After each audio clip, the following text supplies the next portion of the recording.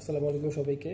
সর্বশেষ ভিডিওতে আমরা আলোচনা করেছিলাম যে ডায়াবেটিস রোগীদের ফলো আপটা আমরা কিভাবে করব এবং এটা কেন করা জরুরি।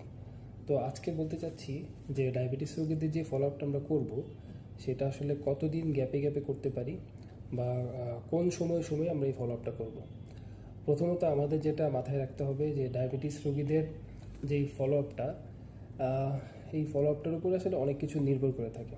তো এই জন্য এই ফলো আপের প্রথম উদ্দেশ্য হচ্ছে আমার প্রাথমিকভাবে ডায়াবেটিসের যে ওষুধটা আমি খাচ্ছি সেই ওষুধের ডোজটা অ্যাডজাস্ট করা, অর্থাৎ কোন ডোজে আমার ডায়াবেটিসটা কন্ট্রোল হচ্ছে সেটাকে আগে চিহ্নিত করা।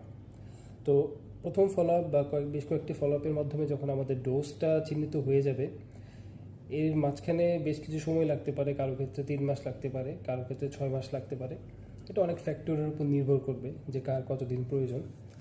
তো যখন আমার ডোজ অ্যাডজাস্ট হয়ে যাওয়ার পরে আমি আমার যে ফলো আপ করাটা এটা ফ্রিকোয়েন্সিটা, তখন ফ্রিকোয়েন্সিটা একটু কমিয়ে নিয়ে আসা যায়।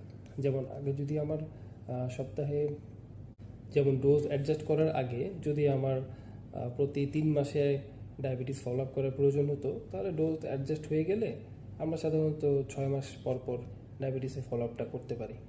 তো এইভাবে আমি ফলো আপটা কন্টিনিউ করতে পারি।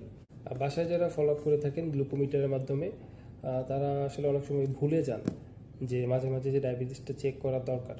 তো তাদের জন্য একটা ছোট্ট ট্রিক্স বলতে পারি, সেটা হচ্ছে যে মাসের যে কোনো একটি শুক্রবারকে আপনি ফিক্স করে নেবেন, যেই শুক্রবারে আপনি আপনার ডায়াবেটিসটা চেক করবেন। এটা হতে পারে সকালে খালি পেটে এবং নাস্তা 2 ঘন্টা পরে, দুপুরে খাবারের 2 ঘন্টা পরে এবং রাতে খাবারের 2 ঘন্টা পরে।